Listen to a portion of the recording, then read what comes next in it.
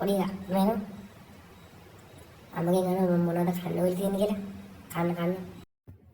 අම්මේ තාත්තා අන්න කිව්වා රාත්‍රී ආහාර වේල සඳහා මොනවද සූදානම් කරලා තිබෙන්නේ කියලා.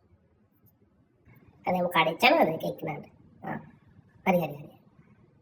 අලේක කඩලා තියෙන්නේ. පොසම කඩලා තියෙන්නේ. කණේක කාපා. නැත්නම් විසික් කරලා අප මට ප්‍රශ්නයක් නෑ. මං කා.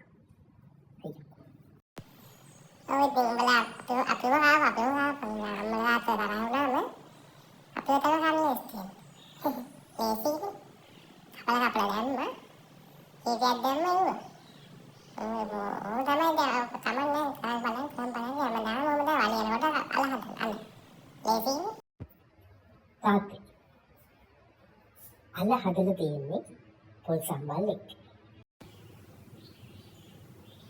කනවනම් කාපන් කිව්වා නැත්නම් ඒක කමන්නේ කිව්වා.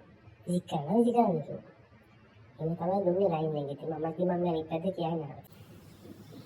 අයියෝ බෑ හැමදාම අල්ල හොද්දි පොල් සම්බල්ුයි කලැත්තේ වෙලා බං. එන්න මොකුත් නැද්දාපන් කොබ. සීරාවට කියන්නේ. කඩෙන් ගන්න දාම කඩේ. තාත්තා පුතා ඒකෙන් දෙන්නේ. හරි. යන්නකෝ කඩෙන් කාලා එන්නකෝ. තුන් වේටම හිටින්න කඩෙන් කන්නේ. තාත්තා පුතා දෙන්නම හොඳට කඩෙන් කන්නේ.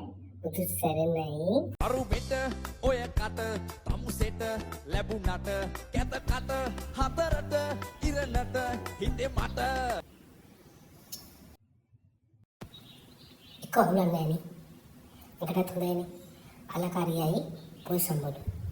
සුපිරි කෑමක් කිව්වා. කම්. කෙදින් කම්බා සාවිදන් ගන්න ඕනේ.